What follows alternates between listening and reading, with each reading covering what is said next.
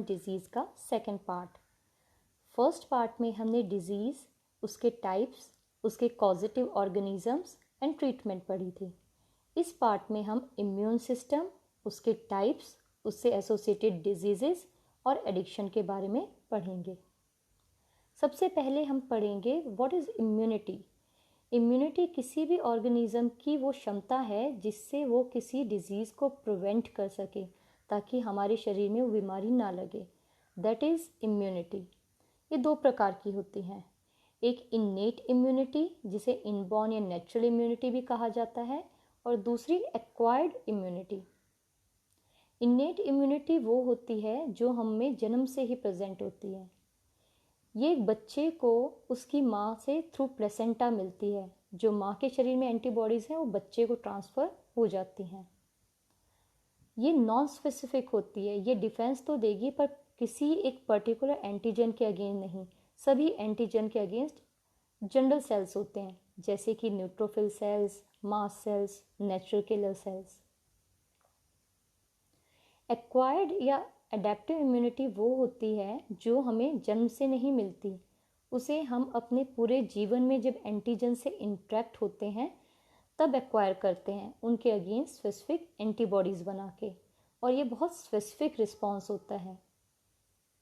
जैसे कि आप इस एग्जांपल में देख लीजिए कि हमारे डिफरेंट इम्यून सेल्स होते हैं, यहाँ जैसे ब्लू, पर्पल, रेड में बताए हैं। जब वो फर्स्ट टाइम किसी एंटीजन से इंटरेक्ट करेंगे, ग्रीन पार्ट जैसे दिखा रखा है, तो उसके अगेंस्ट एंटीबॉडी प्रोड्यूस होगी ताकि उस एंटीजन को बॉडी से बाहर निकाला जा सके या मारा जा सके। उन्हीं में से कुछ इम्यून सेल्स या कुछ एंटीबॉडीज़ हमारे शरीर में रह जाती हैं। जब सेकेंड टाइम वो एंटीजन हमें रिएक्ट करेगा या इंटरेक्ट करेगा हमारी बॉडी से, तो बहुत ज़्यादा एंटीबॉडीज़ प्रोड्यूस होती हैं। इसको आप इस ग्राफ से अच्छे से समझ सकते हैं कि पहला एक्सपोजर है वो काफ़ी टाइम लेगा एंटीबॉडीज़ बनाने में, उसे हम कहते हैं प्राइमरी इम्यून रिस्पॉन्स। और सेकेंड एक्सपोजर पे अगर सेम एंटीजन का सेकेंड एक्सपोजर होता है तो बहुत ही जल्दी और बहुत ही ज़्यादा इम्यून रिस्पॉन्स होता है। So it is a part of adaptive immunity. अब ये जो इम्यूनिटी या इम्यून सिस्टम हम कह रहे हैं थ्रू एंटीबॉडीज़ हमें मिल रहा है, हम उसका स्ट्रक्चर देखते हैं। What are these antibodies? ये बेसिकली वो केमिकल हैं जो हमारी बॉडी को एंटीजन के अगेंस्ट प्रोटेक्ट करते हैं। ये एक तरह के प्रोटीन्स होते हैं जिनको इम्यूनोग्लोबुलिन्स भी कहा जाता है। ह्यूमंस में 5 होते हैं। IgG जो सबसे पहले हमारी बॉडी में बनते हैं, एक बच्चे को अपनी माँ से मिलते हैं। IgA जो बच्चे को मदर मिल्क से अपने बॉडी में एक्वायर करता है, और ऐसे ही IgE है जो इन्फ्लामेशन के केस में बनता है। तो ये तीनों इंपॉर्टेंट है। बाकी IgD और M भी होते हैं, but these 3 are important from competitive point of view. पर बेसिकली हर एक एंटीबॉडी का एक सिंपल स्ट्रक्चर होता है, वाई शेप स्ट्रक्चर। अब इसमें आप देखिए 4 पॉलीपेप्टाइड हैं, 2 साइड में लाइट चेन और 2 सेंटर में हैवी चेन। इनके पीछे वाले हिस्से जो रेड एंड ऑरेंज पार्ट है, ये लाइट और हैवी दोनों चेन्स के कांस्टेंट हैं, ये हर एक एंटीबॉडी में सेम होंगे। पर जो आगे का हिस्सा है येलो ब्लूइश पार्ट जो बता रखा है, ये एंटीजन बाइंडिंग साइट है। ये हर एक एंटीबॉडी के अलग होंगे, जैसा एंटीजन वैसे एंटीबॉडी का बाइंडिंग साइट होगा, जिसके वजह से एंटीबॉडी उन एंटीजन से बाइंड करके उन्हें शरीर से बाहर निकाल सके। इसमें आप देख सकते हैं कि लाइट चेन में 2 इंट्राचेन डाइसल्फाइड बॉन्ड्स हैं, और जो हैवी चेन है उसमें 4 इंट्राचेन डाइसल्फाइड बॉन्ड्स हैं। फिर ये एंटीबॉडी हमारी किस टाइम बनती है, उसके बेसिस पे एक्वायर्ड इम्यूनिटी 2 तरह की है, active immunity and passive immunity. अब एक्टिव इम्यूनिटी हमारी वो होती है, ये हमें 2 तरीक़ों से मिलती है, नेचुरली भी या आर्टिफिशियली भी। नेचुरली वो जब इंसान किसी एंटीजन से डायरेक्टली इंटरेक्ट होता है, जैसे हमें सर्दी ज़ुकाम हुआ और हमारे अंदर एंटीबॉडीज़ बनी। और दूसरा तरीका है वैक्सीनेशन का। इसमें हम एंटीजन को डीएक्टिवेट करते हैं, आइदर बाय हीट ट्रीटमेंट या केमिकल ट्रीटमेंट, जिससे एंटीजन का बाहर का प्रोटीन स्ट्रक्चर तो इंटैक्ट रहे पर बीमारी करने की क्षमता ख़त्म हो जाती है। और इसको हम किसी इंडिविजुअल में जब इंजेक्ट करते हैं और उसके अंदर खुद एंटीबॉडीज़ बनती हैं, तो वो हमारा एक्टिव इम्यूनिटी का पार्ट है। जबकि पैसिव इम्यूनिटी वो होती है जिसमें हम रेडीमेड एंटीबॉडीज़, जैसे कि एक बच्चे को अपनी माँ से एंटीबॉडीज़ रेडीमेड मिलती हैं, या आजकल आप देखिए जैसे कोरोना वायरस केस में जो इंसान कोरोना पॉजिटिव हो चुके हैं और उनके अंदर एंटीबॉडीज़ बन चुकी हैं, उन्हीं का ब्लड सैंपल लेके उन्हीं के रेडीमेड सीरम को उन लोगों में इंजेक्ट किया जाता है जो लोग बीमार हैं, यानी रेडीमेड एंटीबॉडीज़ प्रोवाइड की जा रही हैं, उसे हम कहते हैं पैसिव इम्यूनिटी। एक्टिव इम्यूनिटी के कोई साइड इफ़ेक्ट नहीं होते, जबकि पैसिव इम्यूनिटी कई बार रिएक्शन कॉज करती है। एक्टिव इम्यूनिटी स्लो होती है पर काफ़ी लंबे टाइम तक रिलीफ प्रोवाइड करती है, जबकि पैसिव इम्यूनिटी इमीडिएट काम करती है। इमरजेंसी के केस में हम पैसिव इम्यूनिटी ही यूज़ करते हैं। एक्टिव इम्यूनिटी के लॉन्ग लास्टिंग इफेक्ट है, काफ़ी लंबे टाइम तक रहती है, जबकि पैसिव इम्यूनिटी शॉर्ट लिव्ड है। अब हमने इम्यूनिटी बता दी, एक्टिव है, पैसिव है, और उनमें हमने कुछ डिफेंस मैकेनिज्म आपसे डिस्कस किए। तो डिफेंस मैकेनिज्म को बेसिकली हम दो ग्रुप में बांटेंगे, एक नॉन स्पेसिफिक डिफेंस देगा, एक स्पेसिफिक। नॉन स्पेसिफिक जो किसी भी एंटीजन से पर्टिकुलर नहीं है, जनरल सा रिएक्शन देता है, इसमें हमारे फर्स्ट और सेकेंड लाइन ऑफ डिफेंस आते हैं। और स्पेसिफिक डिफेंस हमारे थर्ड लाइन ऑफ डिफेंस होते हैं, जो बहुत स्पेसिफिक है एंटीजन से। ये आप ऐसे समझ सकते हैं जैसे हमारा शरीर एक किला है, अगर हम आर्मी को 3 लाइंस में यहाँ पे असेंबल करते हैं, एक सबसे बाहर की फर्स्ट लाइन, फिर सेकेंड आर्मी लाइन और फिर थर्ड आर्मी लाइन है। अगर दुश्मन इस पे अटैक करेगा तो पहले आर्मी मैन उनसे इंटरेक्ट होंगे, अगर वो उसे रोक नहीं पाए तो फिर सेकेंड लाइन के सोल्जर्स उन्हें रोकेंगे, और अगर इन दोनों को भी क्रॉस करता है तो तीसरे हमारे सोल्जर लाइंस हैं, वो उनको महल से बाहर निकालने की कोशिश करेंगे। ऐसे ही हमारी बॉडी में भी स्टेप बाय स्टेप काम होता है। फर्स्ट लाइन पहले प्रोटेक्ट करेगा, उससे भी अगर अंदर चला गया पैथोजन तो सेकेंड लाइन उसे रोकेगा, और उससे भी अगर बच गया तो थर्ड लाइन उसे रोकेगा। अब हम इन तीनों लाइन ऑफ डिफेंस को एक एक करके डिस्कस करते हैं। सबसे पहले फर्स्ट लाइन ऑफ डिफेंस, इसमें हमारे मैकेनिकल बैरियर आते हैं। सबसे पहला है फिजिकल बैरियर, जैसे कि स्किन मल्टी लेयर्ड होती है और बिल्कुल टाइटली पैक्ड होती है, जिस वजह से डर्ट को माइक्रोब्स को अंदर आने नहीं देती। तो एक तो ये पैथोजन से बैरियर हो गया। दूसरा हमारा है sweat glands. Sweat glands sweat release करते हैं, जिसमें लैक्टिक एसिड भी होता है, वो एसिडिक कंडीशन प्रोवाइड करता है, जिसके वजह से पैथोजेंस किल होते हैं। तीसरा है म्यूकस सिक्रीशन, जो हमारे nasal track, gastrointestinal track, urinogenital track में होता है। ये माइक्रोब्स को ट्रैप करेगा और बॉडी से बाहर निकालेगा। दूसरा हमारा होता है फिजियोलॉजिकल बैरियर्स, जैसे कि हमारी आइज़ है, उसमें टीयर्स होते हैं, नेज़ल सिक्रेशन होते हैं नोज़ में, और माउथ में सलाइवा होते हैं। ये तीनों एक एंजाइम सिक्रीट करते हैं, लाइजोजाइम, और ये एंजाइम क्या करता है, जनरली बैक्टीरिया है उसकी सेल वॉल को तोड़ देता है और उसको किल कर देता है अपने एंजाइमेटिक इफेक्ट से। इसके अलावा स्टमक में जो गैस्ट्रिक जूस है उसमें HCl भी होता है, जो एसिडिक कंडीशन से माइक्रोब्स को किल करता है। सिमिलरली जो बाइल सॉल्ट्स हैं वो एल्कलाइन कंडीशन दे के माइक्रोब्स को किल करते हैं, और ईयर वैक्स हैं वो ईयर में इन्वेडिंग माइक्रोब्स या डस्ट है उन्हें ट्रैप करके उनको किल करते हैं। इसी फर्स्ट लाइन में तीसरा है केमिकल कंपाउंड ऑफ ब्लड, यानी ब्लड के कंपोनेंट, जैसे कि complement system. Complement system 20 proteins की सीरीज़ है जो इनएक्टिव फॉर्म में हमारे ब्लड में घूमते रहते हैं, पर जब भी कोई पैथोजन अटैक करता है तो ये इकट्ठे मिलके उस बैक्टीरिया या जो भी माइक्रोब्स हैं उसके सेल वॉल पे पोरिंस बना देते, एक तरह के पोर बना देंगे, जिससे उसके पोटेशियम और सॉल्ट्स बाहर निकल जाते हैं और वो माइक्रोब्स या बैक्टीरिया मर जाता है। दूसरा केमिकल कंपोनेंट है साइटोकाइंस, जिसमें हमें इन्फ्लेमेटरी प्रोडक्ट्स, इंटरफेरॉन्स, ये सब आते हैं। जब कोई फॉरेन इन्वेडर सेल पे अटैक करता है तो सेल कुछ इंटरफेरॉन्स या साइटोकाइंस रिलीज करता है, जिससे कि पड़ोसी के जो सेल है, नेबरिंग सेल्स हैं, वो एक्टिवेट हो जाते हैं, और वो इस तरह का मैकेनिज्म देते हैं जिससे उनको फॉरेन इन्वेडर से अटैक ना हो पाए, वो अपना बचाव करते हैं। एट द सेम टाइम्स वो इम्यून सिस्टम को एक्टिवेट करते हैं ताकि इम्यून सिस्टम उस फॉरेन इन्वेडर को मार सके। तीसरा हमारा आता है फीवर, जिसे हम राइज इन बॉडी टेम्परेचर कहते हैं। ये कैसे होता है, जब बैक्टीरिया ने बॉडी में अटैक किया तो जनरली होता है ब्लड रिलेटेड, अगर कुछ टॉक्सिन्स रिलीज़ कर दिए, इन्फेक्शन उन्हें रिलीज़ कर दिए, तो वो जो टॉक्सिन्स हैं वो पायरोजेंस की तरह एक्ट करेंगे और ब्लड के ल्यूकोसाइट्स को एक्टिवेट करके साइटोकाइंस केमिकल्स रिलीज़ करेंगे। ये केमिकल्स ब्रेन के हाइपोथैलेमस में जाएगा और बॉडी के टेम्परेचर को बढ़ाएगा, ताकि इस बढ़े हुए टेम्परेचर से माइक्रोब्स मर सकें। तो ये सारे तरीके हमारे आते हैं फर्स्ट लाइन में, कि अगर पहले कोई माइक्रोब अटैक कर रहा है स्किन से, ब्लड से, तो कैसे उन्हें रोका जा सके।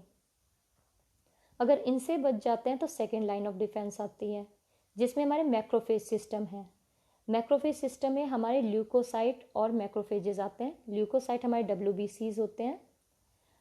अगर हमारे टिश्यूज़ हैं या जो आउटर एपिडर्मिस है वो ब्रीच हो चुकी है और माइक्रोब्स अंदर एंटर कर गए, तो जो ल्यूकोसाइट हैं ये ब्लड वेसल से निकल के उस टिश्यू साइट पे जाते हैं और फैगोसिटिक एक्टिविटी से उन माइक्रोब्स को किल करते हैं। एट द सेम टाइम कुछ केमिकल्स रिलीज करते हैं जिससे इम्यून सिस्टम एनहेंस हो। इस वजह से इन्हें सोल्जर्स ऑफ द बॉडी भी कहा जाता है। एक तरह से सोल्जर्स की तरह ये प्रोटेक्ट करते हैं बॉडी को। दूसरे हैं मैक्रोफेजेस, जो बेसिकली मोनोसाइट्स हैं और बाद में अपना साइज बढ़ा के मैक्रोफेज के फॉर्म ले लेते हैं। ये सेम वे काम करते हैं, जैसे अमीबा अपने फूड को एंगल्फ करता है ना, ऐसे ही ये माइक्रोब्स जो वायरल पार्टिकल है, बैक्टीरियल पार्टिकल है, उन्हें एंगल्फ करेंगे, अपने अंदर डाइजेस्टिव एंजाइम से डाइजेस्ट करके किल करते हैं। क्योंकि एक तरह से क्लीनिंग करते हैं, इसलिए इनको स्कैवेंजर्स ऑफ द बॉडी भी कहा जाता है। अब यही फर्स्ट और सेकंड का जो नॉन स्पेसिफिक डिफेंस मैकेनिज्म है, इनसे रिलेटेड एक हमारी टर्म आती है इन्फ्लामेटरी रिस्पॉन्स।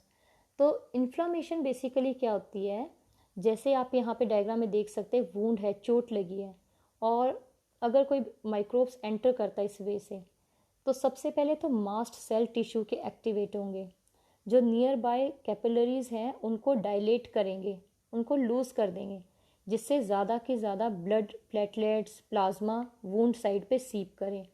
प्लेटलेट इसलिए ताकि एक मैश वर्क करे और घाव भर सके, और प्लाज्मा और ये भी आपके उस एरिया को हील करने में हेल्प करते हैं। इस वजह से रेडनेस हो जाती है उस जगह। दूसरा, ये जो न्यूट्रोफिल्स हैं, ये ब्लड वेसल से बाहर निकल के उस साइट पे जाते हैं, क्योंकि कुछ केमिकल्स रिलीज़ किए इस मास्ट सेल ने, उस केमिकल से अट्रैक्ट होकर वहाँ पे जाते हैं और फैगोसिटिक एक्टिविटी से उन माइक्रोब्स को एंगल्फ करते हैं। सिमिलरली मैक्रोफेजेस भी यही काम करते हैं और साइटोकाइन्स रिलीज़ करेंगे, जिससे कि टिश्यू की रिपेयरिंग स्टार्ट हो। इस प्रोसेस में थोड़ी, क्योंकि एक्टिविटीज़ हो रही तो वार्मथ भी होती है, और ये जो एनगल्फ करते हैं सेल्स को, इसके वजह से पस फॉर्मेशन भी होता है। तो इस तरह की swelling, redness, rise in temperature, ये सब जो सिम्टम्स हैं, इनको हम कहते हैं इन्फ्लामेटरी रिएक्शन या इन्फ्लामेटरी रिस्पॉन्स। फिर हमारी थर्ड लाइन ऑफ डिफेंस आती है, जो बहुत स्पेसिफिक है। पहले दोनों तो नॉन स्पेसिफिक थे, जनरल किसी भी एंटीजन के अगेंस्ट। स्पेसिफिक में हमारे आते हैं कि हमारे इम्यून सेल जो बी और टी सेल्स हैं, वो उनमें ऐसी चेंजेस आते हैं जिसके वजह से वो खुद के अपने शरीर के सेल और बाहर के जो सेल्स हैं उनमें डिफ्रेंशिएट कर पाएँ, और अपने सेल्स को तो प्रोटेक्ट करेंगे, लेकिन बाहर को नॉन सेल्फ करके उनको शरीर से बाहर निकालेंगे। अब ये होता कैसे है, ये मैंने एक डायग्राम लिया है, पर ये आपके 12th के स्कोप से बाहर है। सिर्फ डायग्रामेटिक पार्ट पे ध्यान दीजिएगा कि हमारे बी और T cells basically stem cell से बनते हैं।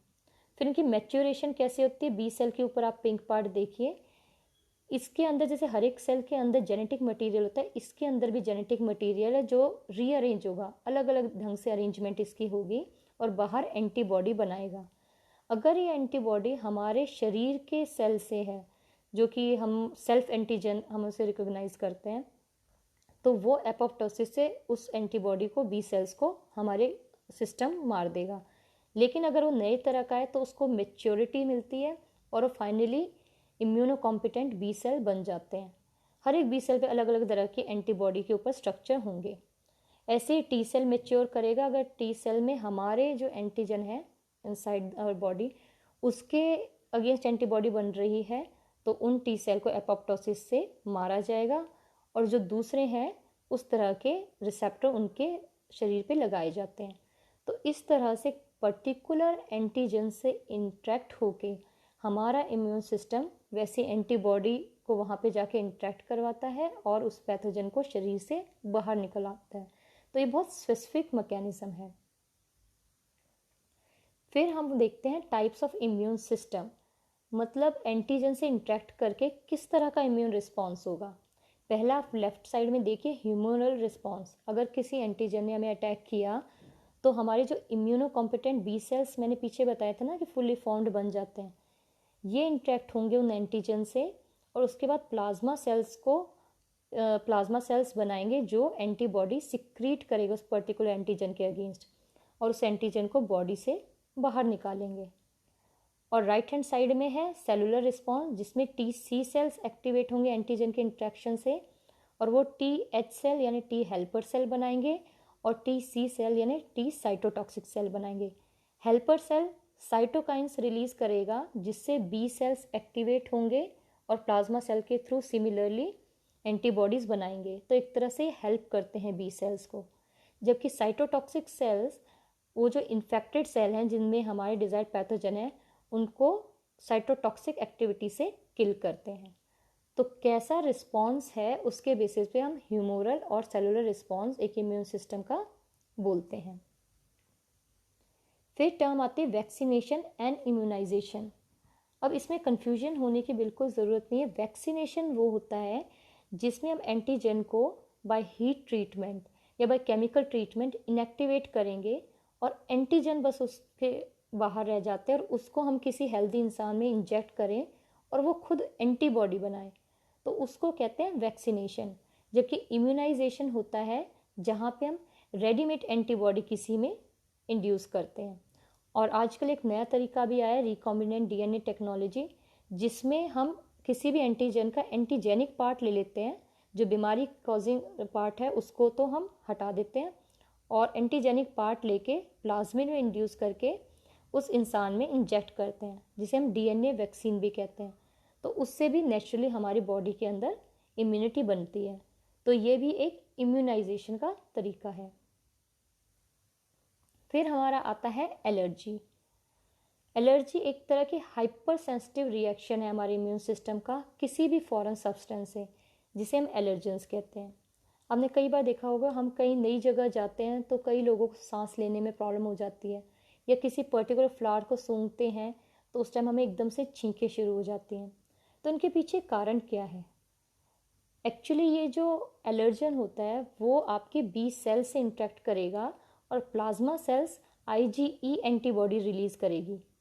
ये आईजीई मास सेल से बाइंड कर जाएगा और जब दोबारा एलर्जन का अटैक होगा, सेम एलर्जन का अटैक होगा, तो मास सेल बर्स्ट हो जाता है और हिस्टामिन्स और इस तरह के जो इन्फ्लामेटरी रिस्पॉन्स है ये शुरू कर देता है, जिसको हम एलर्जिक रिएक्शन कहते हैं। इनको डिटेक्ट किया जाता है with the help of patch test. Patch test में एक पैच लगाया जाता है पेशेंट पे और उसके छोटे छोटे स्ट्रिप में एलर्जेंस होते हैं। अब जिस स्किन के आसपास इन्फ्लामेशन मिली तो हमें पता लगता है कि this person is allergic to this particular allergen. दूसरा है हमारा प्रिक टेस्ट, जिसमें एलर्जन स्किन पे रखा जाता है और हल्का सा वहाँ प्रिक किया जाता है। यहाँ भी इन्फ्लामेशन के बेसिस पे हमें एलर्जेंस पता लगता है।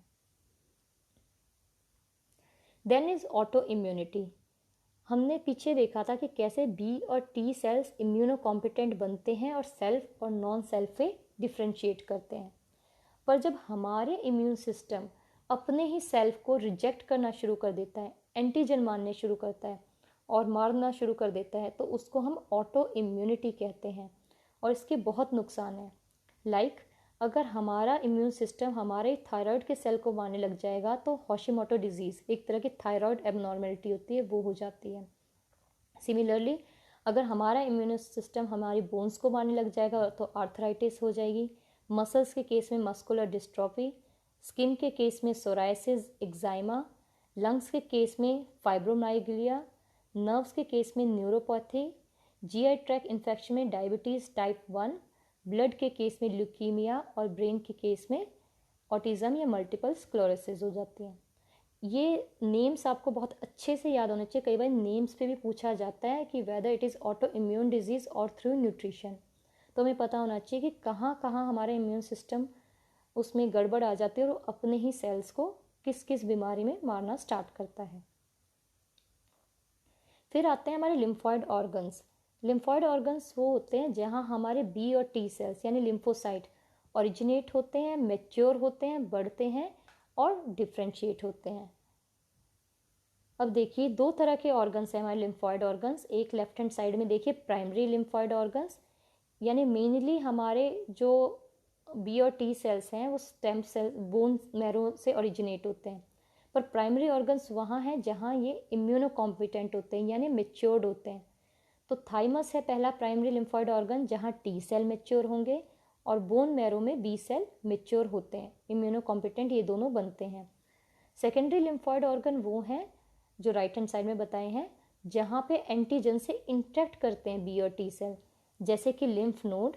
अगर टिश्यू से कोई एंटीजन इन्वेड करता है तो लिम्फ नोड में लिम्फ है उससे ट्रैप करेगा और उसको किल करेगा।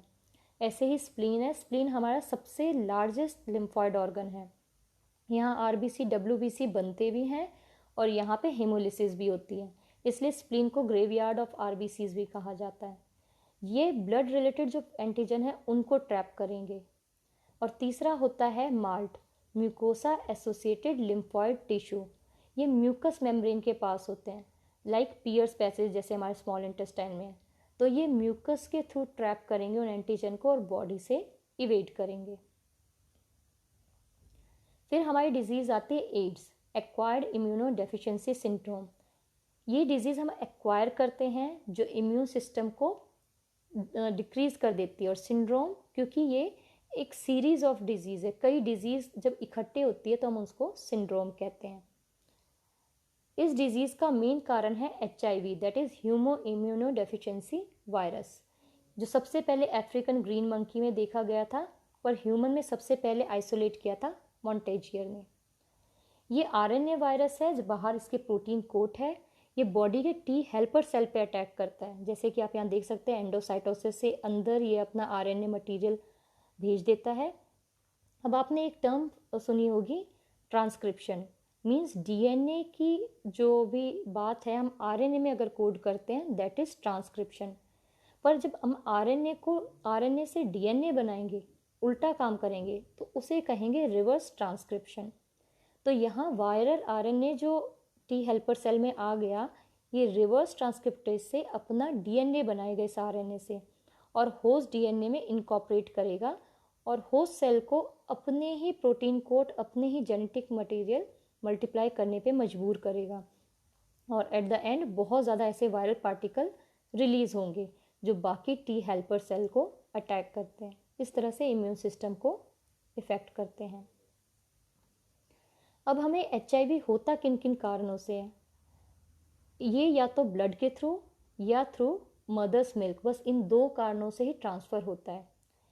इन केस ऑफ ब्लड, अगर हम कंटेमिनेटेड ब्लड किसी का लेते हैं, अगर हम सेम सिरिंज शेयर करते हैं और उससे ब्लड आ जाता है, it can be transfer from mother to the foetus through placenta या ड्यूरिंग फीडिंग और through sexual contact.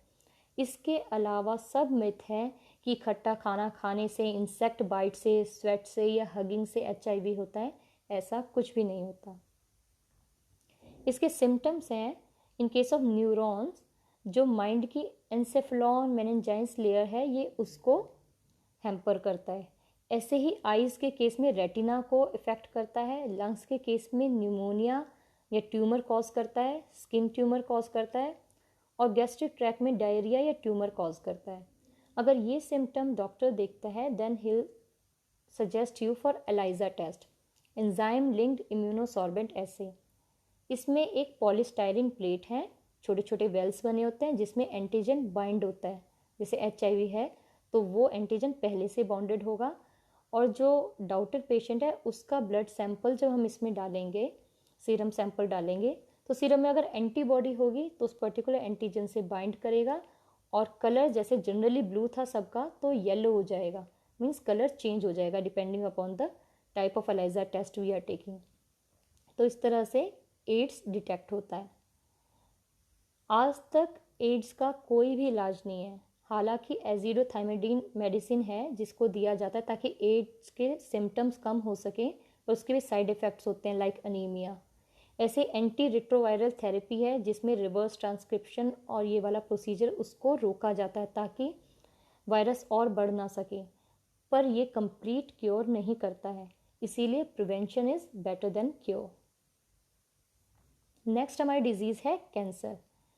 Cancer uncontrol mitotic division है किसी भी सेल का, जब कोई भी सेल बहुत अनकंट्रोल वे से बहुत जल्दी जल्दी डिवाइड करता है, और कई बार इस कारण से ट्यूमर फॉर्मेशन भी होता है। जैसे नॉर्मल पिंक सेल्स में आप देख सकते हैं ब्लू सेल्स बहुत ज़्यादा ट्यूमरस ग्रोथ हो गई, बढ़ गए। लेकिन हर एक ट्यूमर कैंसर नहीं होता। जैसे कि हमारे जो तिल होते हैं, मूल, वो एक तरह का ट्यूमर है पर वो कैंसीरियस नहीं है। और हर एक कैंसर ट्यूमर नहीं होता। जैसे कि ब्लड कैंसर है पर उसमें कोई ट्यूमर फॉर्मेशन नहीं होता। उसके अलावा कैंसेरियस सेल की कैरेक्टरिस्टिक है कि उनकी कम सर्वाइवल कैपेसिटी है, कम सर्वाइव करते हैं। वो लेस एडिसिव है, एक दूसरे से कम चिपकते हैं। जैसे कि आप लेफ्ट हैंड साइड में देखिए नॉर्मल सेल्स कैसे ग्रुप्ड हैं, राइट हैंड साइड में जो हमारे कैंसेरियस सेल्स हैं वो एडियर नहीं करते, तो ऐसे फैले हुए हैं।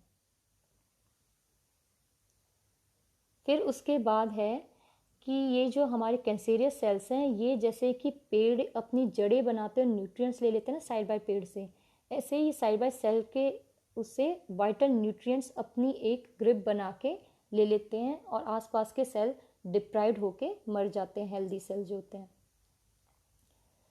इसके अलावा ये सेल डिफ्रेंशिएट नहीं करते। मतलब आपने जनरली देखा होगा हम स्टेम सेल्स है उस बेसिक सेल से बाकी सारे सेल्स आते हैं, जैसे कि intestinal cells, liver cells, muscle cell, differentiate होके हमारे ये सेल बने हैं। लेकिन कैंसेरियस सेल्स के केस में इस तरह की डिफ्रेंशिएशन नहीं होती है। और ये जो सेल्स होते हैं कैंसेरियस सेल्स, ये कॉन्टैक्ट इनहिबिशन नहीं शो करते। कॉन्टैक्ट इनहिबिशन मीन्स हम अगर कोई मीडिया में इन सेल को नॉर्मल को ग्रो करते हैं तो एक सिंगल लेयर बनती है, मोनोलेयर। जबकि कैंसर के केस में मोनोलेयर नहीं बनेगी, क्लम्प्स बन जाएंगे। फिर कारण, किन किन कारण से कैंसर होता है। आयोनाइजिंग रेडिएशन जैसे एक्सरेज, गामा रेडिएशन हो गई, नॉन आयोनाइजिंग रेडिएशंस हो गई, यूवी, ये क्या करती है डीएनए को तोड़ देती हैं, म्यूटेशन कर देती हैं, जिसके वजह से वो सेल्स हैं वो बहुत रैपिडली माइटोटिक डिवीजन स्टार्ट कर देते हैं। इसके अलावा कुछ खाने के प्रोडक्ट्स भी ऐसे होते हैं जिनमें केमिकल्स होते हैं। जैसे हम फ्रेंच फ्राइज़ में कहते हैं कि जब बहुत हाई टेम्परेचर पे आलू को पकाया जाता है तो कुछ केमिकल्स निकलते हैं जो कैंसर कॉज कर सकते हैं। ऐसे ही कई फूड प्रोडक्ट्स हैं जो कैंसर कॉज कर सकते हैं। कुछ केमिकल एजेंट्स भी होते हैं जैसे कि कैफीन जो कॉफ़ी और टी में प्रेजेंट है, they can also cause cancer. इसके अलावा हार्मोन्स बहुत ज़्यादा बढ़ जाना जैसे टेस्टोस्टेरोन, एस्ट्रोजन, इससे भी प्रोस्टेट और ब्रेस्ट कैंसर होता है। तंबाकू के सेवन से भी माउथ कैंसर होता है, और स्मोकिंग से भी हमें लंग रिलेटेड डिजीजेस या लंग कैंसर हो सकता है। तो ये अलग अलग कारण हैं जिनसे जनरली कैंसर्स होते हैं। मोड्स ऑफ एक्शन देखा जाए तो किस तरह से कैंसर होता है। जनरली हर एक सेल में कैंसर करने का जीन प्रेजेंट होता है, पर वो इनएक्टिव फॉर्म में होता है जिसे हम प्रोटोऑन्कोजीन कहते हैं। जब कार्सिनोजेंस कोई एक्ट करता है तो वो इस प्रोटोऑन्कोजीन को एक्टिवेट कर देता है, जिससे नॉर्मल सेल बहुत रैपिडली डिवाइड करता है और कैंसर कॉज कर सकता है। तो एक तो कारण ये है। दूसरा, कुछ केमिकल्स ऐसे होते हैं जो ट्यूमर प्रोमोटर की तरह काम करते हैं और ट्यूमर कॉज करते हैं। इसके अलावा कुछ वायरस भी होते हैं, जैसे सर्विक्स कैंसर में वायरल रिस्पॉन्स के वजह से कैंसर होता है। अब कैंसर का ओरिजिन कहाँ से है और कैंसर किस तरह से स्प्रेड करता है, इसके बेस पे हम दो कैटेगरी में डिवाइड करते हैं। कैंसर कहाँ से हुआ उसके बेसिस पे, अगर स्किन से हो रहा है तो उसे हम कार्सिनोमास कहते हैं। अगर ये मसल सेल्स और टिश्यूज़ के आसपास हो रहा है तो इसे हम सार्कोमास कहा जाता है, और अगर ब्लड में ये कैंसर है तो उसे ल्यूकीमिया कहा जाता है। ऐसे ही स्प्रेड के बेसिस पे अगर ट्यूमर एक पर्टिकुलर ऑर्गन से रिस्ट्रिक्ट है तो उसे हम बेनिग्न ट्यूमर कहते हैं, जबकि अगर ट्यूमर के कुछ टिश्यूज़ टूट के और ब्लड के थ्रू दूसरे ऑर्गन में भी इन्वेड करते हैं तो उसको मैलिग्नेंट कैंसर कहते हैं। और इस प्रोसेस को, जहाँ कैंसर एक जगह से दूसरे ऑर्गन्स में भी जाके इन्फेक्ट करता है, उसे हम कहते हैं मेटास्टेसिस। अब डिटेक्ट कैसे करते हैं कैंसर को। पहला है हिस्टोपैथोलॉजिकल मेथड, जैसे कि पेप्स टेस्ट जो सर्विक्स कैंसर में होता है। एक स्मेयर लिया जाता है और उस स्मेयर को टेस्ट किया जाता है for the presence of virus. ऐसे DNA probe method, probe generally वो पार्ट होता है, हमें देखो हर एक बैक्टीरिया वायरस जो हमें कैंसर कॉज करता है उसका हमें डीएनए सीक्वेंस पता है, तो हम उसका कॉम्प्लीमेंट्री सीक्वेंस बनाएंगे और उसको प्लेट में सेट कर देंगे और फिर पेशेंट्स का जब हम ब्लड उसमें ऐड करते हैं और अगर उसमें वो आपके एंटीजन प्रेजेंट है तो प्रोब से बाइंड करेंगे और कलर चेंज होने से हमें पता लग जाएगा the person is having cancer from that particular carcinogen. ऐसे ट्यूमर मार्कर्स भी ब्लड सैंपल लेके इसी तरह से कलर चेंज के बेसिस पे डिटेक्ट कर लेते हैं कैंसर को। इसके अलावा एंडोस्कोपी है, ये जनरली ईसोफिगस के केस में यूज़ किया जाता है। एक पतली सी पाइप होती है जिसके आगे कैमरा फिटेड होता है, उसे मुंह से अंदर डाला जाता है और कोई भी एबनॉर्मल ग्रोथ है तो उसको हम डिटेक्ट कर लेते हैं इन केस ऑफ ईसोफिगस। फिर है इंक्रीज इन सेल काउंट, जैसे कि ल्यूकीमिया, ब्लड टेस्ट कराया जाता है, अगर WBC बहुत ज़्यादा बढ़ गए तो हम यूँ कहते हैं the person is having blood cancer या ल्यूकीमिया। तो अलग अलग तरीके हैं जिससे कैंसर डिटेक्ट होता है। फिर है इसकी ट्रीटमेंट। पहली ट्रीटमेंट है रेडिएशन थेरेपी, जिसमें पर्टिकुलर ऑर्गन जो इफेक्टेड है उसमें रेडिएशन दी जाती है ताकि वो जो ट्यूमरस सेल्स है उसका डीएनए म्यूटेट हो सके और वो मर सके। At the same time side by side को भी प्रोटेक्शन दी जाती है ताकि वो इरेडिएट होके कैंसरियस ना बने। दूसरा है हार्मोनल थेरेपी, जैसे कि एस्ट्रोजन मॉलिक्यूल है वो पर्टिकुलर एस्ट्रोजन रिसेप्टर से बाइंड करके ही तो ब्रेस्ट कैंसर कॉज करते हैं, तो उसकी जगह हम अगर प्रोजेस्ट्रॉन रिसेप्टर ऐड कर दें, हार्मोन के रिसेप्टर को चेंज कर दें तो उस कैंसर से बचा जा सकता है। फिर हमारा है सर्जरी, मीन्स डिजायर्ड जहाँ ट्यूमरस सेल्स है उसको सर्जिकली उस पार्ट को ऑपरेशन से रिमूव किया जा सके। फिर है कीमोथेरेपी, जिसमें केमिकल से ट्रीट करके पर्सन को कैंसर से ट्रीट किया जाता है। और फिर है इम्यूनोथेरेपी, जिसमें इम्यून सिस्टम में ऐसे चेंजेस किए जाते हैं कि वो कैंसरियस सेल को अटैक भी करे और उसको डिस्ट्रॉय भी करे। फिर हमारी आती है एडिक्शन। एडिक्शन में हमारा है टोबैको, अल्कोहल एंड ड्रग्स। सबसे पहले हम टोबैको एडिक्शन की बात करते हैं। टोबैको हमें निकोशियाना स्पीशीज से मिलता है, इस पौधे से मिलता है और इसमें बहुत ही जहरीला सब्सटेंस होता है जो कि निकोटिन, जनरली सिगरेट में भी प्रेजेंट होता है और इसके स्मोक से बहुत हार्मफुल गैसेज जैसे कार्बन मोनोऑक्साइड, बेंजीपायरिन रिलीज होते हैं। ये एडिक्टेड पर्सन को सेंसेशन ऐसे देता है, बहुत नर्व सिस्टम को रिलैक्स कर देता है, एड्रेनलिन सिक्रीट करता है, तो एज अ स्टिमुलेंट ये और रिलैक्सेंट ये काम करता है। तो अच्छा तो लगता है इसका लेना, लेकिन इससे एसोसिएटेड बहुत खतरनाक बीमारियां हैं, जैसे कि बेंजीपायरिन है, कैंसर कॉज करता है। ऐसे ब्रोंकाई में अगर इन्फेक्शन हो जाए तो ब्रोंकाइटिस हो सकता है। एड्रेनलिन सिक्रीट होने से हाई ब्लड प्रेशर होता है जिसकी वजह से कार्डियोवैस्कुलर डिजीज़ भी हो सकती है। उसके अलावा लंग एल्वुलाई अगर इन्फ्लामेट होता है तो एम्फिसीमा होता है, ट्यूबरक्लोसिस एंड हाइपोक्सिया। तो बहुत सी डिजीज़ टोबैको कंजप्शन से एसोसिएटेड होती है, इसीलिए आपने टोबैको प्रोडक्ट पे देखा होगा, ये लिखा होगा that it is injurious to health. दूसरा है एल्कोहलिज्म।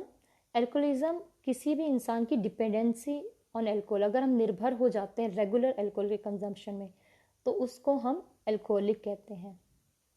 ये जनरली टीनेजर्स में पाया जाता है, जिसका कारण हो सकता है peer pressure, may be liking the taste of alcohol और मैनी टाइप फ्रस्ट्रेशन या डिप्रेशन में भी लिया जाता है।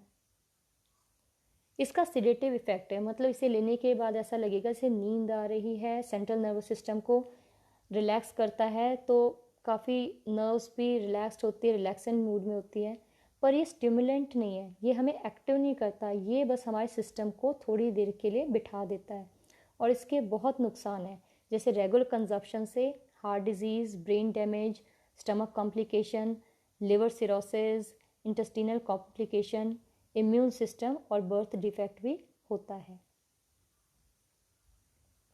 फिर हमारा है ड्रग एडिक्शन। ड्रग जनरली उन मेडिसिन को हम कहते हैं जो डॉक्टर हमें देता है फॉर ट्रीटिंग एनी डिजीज़, लेकिन अगर उसको हम हैबिचुअली लें, वो भी नॉन मेडिकली, तो उस चीज़ को हम कहेंगे ड्रग एडिक्शन। अब ये 4 तरह की होती है on the base of mode of action. सबसे पहले सिडेटिव्स, जिसको ट्रैंकुलाइज़र भी कहा जाता है, ये हमारे सेंट्रल नर्वस सिस्टम को सप्रेस करती है और हमें बहुत रिलैक्स फील कराती है। जैसे कि आप स्लीपिंग पिल्स कह सकते हैं, कई लोगों को नींद नहीं आती, बीमारी होती है, तो डॉक्टर सजेस्ट करता है, but people use to get addicted to it also. Second है ओपियोइड, जो कि हमें ओपियम पॉपी फ्लावर से मिलता है। ये पेन को रिड्यूस करता है, तो एज अ पेन किलर भी इसे यूज़ करते हैं। तीसरा है स्टिमुलेंट, जैसे कि हमारे कॉफ़ी में कैफीन ऑल होते हैं जो मूड एलिवेटर होते हैं। ये भी नॉर एड्रेनलिन सिक्रीट करके हमारे सिस्टम को स्टिमुलेट करते हैं। और चौथा है हेलिसिनोजेंस, जो हमारी थॉट्स, फीलिंग, परसेप्शन को चेंज करता है, जैसे कि हेम्प प्लांट्स में होता है। अब आप इस डायग्राम में से देख सकते हैं कि हमें एग्जैक्ट क्या दिख रहा है, क्या सोच रहे हैं, वो समझ नहीं आता। तो इस तरह के ड्रग्स को हम हेलोसिनोजेंस कहा जाता है, जो हेम्प प्लांट से मिलता है। अब ये हेम्प प्लांट्स है और कैनबिस एक ही फैमिली के, इससे कंफ्यूज नहीं होना। इसके स्टॉक्स, लीव्स, फ्लावर्स, अलग अलग पार्ट का अलग अलग एज अ ड्रग यूज़ होता है, जिसे चरस, गांजा, हीरोइंस ये सब बनती हैं, जो मेडिसिनली कभी कभी यूज़ भी करनी होती है। पर ये जो चारों चीज़ें ड्रग्स बताए हैं, लोग इसके कई बार हैबिचुअल हो जाते हैं, जिससे बहुत नुकसान होता है। ये कोई एक्टिविटी इंक्रीज़ नहीं करता, बल्कि बहुत ज़्यादा डिजीज़ को कॉज करता है, इसलिए हमें इससे दूर रहना चाहिए। तो इसके साथ हमारा ये वीडियो कंप्लीट होता है।